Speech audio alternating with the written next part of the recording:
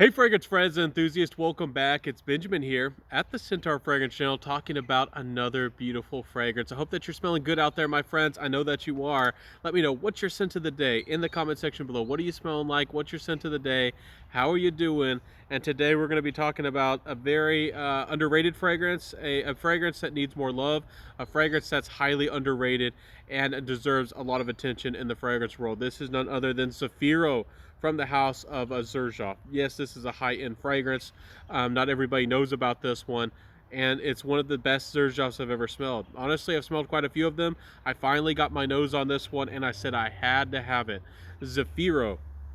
If you don't know what this fragrance is all about, this is a modern twist, in my opinion, of what a Chypre can be. It has a little bit of that aldehydic, almost yellow floral vibe, and a little bit maybe of a sensuality, but it's not really animalic, maybe more of a musk.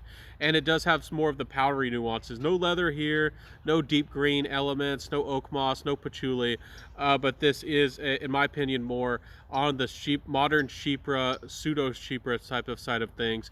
There's some white wine, gives it the sparkling, boozy quality to this fragrance, adds some real sweetness, and it's beautiful, that white grape. It's also, again, kind of powdery, aldehydic. It's soothing. It's a little almost fizzy on the very top of the fragrance. It's so well blended. I don't really want to get into all the notes, but it's just so beautiful, and I don't know why this one isn't talked about. This and Naxos are the best two Xerjoff fragrances that I have personally ever tried. This fragrance is worth every darn penny. This is an outstanding juice, and the quality and the blend is impeccable. I think that there's a little bit of sandalwood here. There's certainly a little bit of creamy white woods to this fragrance. The fragrance is very refined. There's certainly a unique use of florals here. I forget exactly which ones. I think there might be a blend of jasmine also to the heart of this fragrance, just a little bit. But overall, it's very well blended. And one reason I'm not really mentioning all the notes is because this is a fragrance you're not really going to be able to. It's hard to detect those notes. You're not really supposed to be able to pick all the notes out of this one. You're really just supposed to be able to smell this fragrance and for it to feel opulent. This is a very opulent fragrance. This feels like an opera fragrance. This feels like a starlet, or a young person kind of getting into the world of glam and prestige. This fragrance is speaks of high society. To me, this fragrance is not that it's overtly classy, but that it's very refined. This fragrance is, again, very well blended, and I cannot speak enough about this fragrance. It's great. Highly recommended that you try this one. If you're not going to stick around for the whole review, a lot of people jump away. They leave the video after 4 minutes. But if all you need to know is that to try this fragrance, and that it's good and that it's recommended, it has my seal of approval. Zefiro is maybe my favorite, even better than Naxos for me, from the house of Xerjoff. Very good fragrance. If I was to say anything about this fragrance, it perhaps has a little bit of that aldehydic vibe again, but it's just so well blended in this fragrance. There is a little bit of incense as well. Some people say that anything with incense smells smoky. This fragrance is not smoky at all, but it does have a little bit of a glorious incense. Could be more of a frankincense here, which I tend to adore in fragrances, but it's not heavy. It doesn't overpower the composition, but it does add to that fancy, charismatic, opulence to this fragrance. So very well composed, great composition. I can't believe that this fragrance doesn't hit the top 10 list. I can't believe that this fragrance is not talked about or mentioned. This is one of the best. It is unisex. I have mentioned that this would be good for a starlet. Guys can comfortably wear this one. I love this fragrance. I love wearing this one. But for some gentlemen out there, especially if you like Dior Fahrenheits, this one might be something that you would like more on a lady. But guys can comfortably wear it. Very in the realm of unisex. But again, ladies, I highly recommend you try this fragrance. And I've seen some ladies who are kind of afraid of boozy fragrances, or maybe are not comfortable with boozy fragrances, or they've smelled ones that have lots of brandy or cognac and feel like some boozy fragrances to them feel masculine. This fragrance here is very unisex, and ladies, for a boozy fragrance, this is very wearable for you. This smells like white wine, and it's going to have you smelling beautiful. But guys, don't be afraid of this one. I love this one, and I usually prefer fragrances that are more on the traditionally masculine side. But again, fragrances are genderless. It's all about how we look at fragrances and how we approach fragrances. So this one's longevity is also outstanding. It's not as long, it's not as super strong as some fragrances I've smelled before. Alexandria 2, which I think in my review, I think that I might have misspoken and said it only lasted for 8 or 9 hours. I was trying to say in that review that it lasted, it projected for 8 or 9 hours.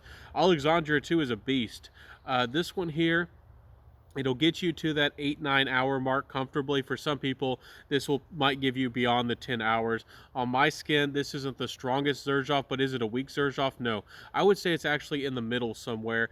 And Xerjoff fragrances usually are pretty strong, so this is definitely very respectable performance and might actually be too strong for some people. It's a great projection, slightly above average. I wouldn't say it's beast mode. I wouldn't say it's really strong, but it does have a very good presence about it. And sillage is slightly above average. I want to say it's really strong sillage. It's not that the sillage is really strong here when you walk past people with a scent trail. It's just that this is a very charismatic, a very rich, not exactly rich that's heavy, but a full fragrance, a full-bodied fragrance that's so well blended, and it really grabs people's attention. Again, this fragrance isn't a bright citrusy fragrance, but because of that almost sparkling wine, clean white, almost white golden wine quality to this fragrance, it's very likable, and it will grab attention. I promise you. You put on sprays of this, you're dressed up, you're looking the part, you will turn heads with this fragrance. And it's on that edge of wearability and likability, and being intriguing, and maybe slightly starting to go into that niche territory. But it's, to me, this fragrance is definitely more on the wearable side and the comfortable and easier to approach side. But it starts to almost get close to that edge of niche and unusual or strange, but it never really goes there. And I think that's one reason this fragrance is so great. It's very wearable, it's approachable, and it's a compliment getter. And getting into the compliment factor, did I say it was a compliment getter? Yes, it is. Trust me, wear this fragrance, it will do magic for you if you look the part, if you're respectable and looking good and all that. If this fragrance isn't getting you positive attention, I don't know what will. This is definitely one, for a boozy fragrance, one of the biggest compliment getters in the game. Baranda is also a big boozy compliment getter by Nasamoto. Baranda, highly recommend that fragrance. And Apple Brandy by Killian, which I think is sadly discontinued, also managed to have a very big compliment getting quality to the fragrance, and it was boozy as well. So beautiful composition, everything's right. And this is, Xerjoff is very expensive. We'll talk about my final thoughts. I think even though I think that some Xerjoffs are too expensive, especially with their ouds, I don't think that they're either using plantation ouds, and I've smelled some of their oud fragrances that artificially, they slightly char or smoke some of their some of the woody elements to make their oud feel denser or richer, or add a little bit of that, try to almost trick you with smoky nuances. So some of their fragrances, that's kind of a negative, but most of the time Xerjoff, even though they're very expensive, and I think that the quality and the compositions are there. But for me personally, their ouds are not where it's at, which, funny enough, Xerjoff, a lot of people are looking forward, or they look for Xerjoff and their oud fragrances. To me, Xerjoff's magic is in compositions, and some of their releases like this, again, and like Naxos and Zefiro here, and some of their other compositions. That's where Xerjoff really does their magic. So let me know in the comment section below, do you think that Xerjoff is too expensive for what it is? Do you think their prices are justified? Do you like this fragrance? Does this sound exciting to you?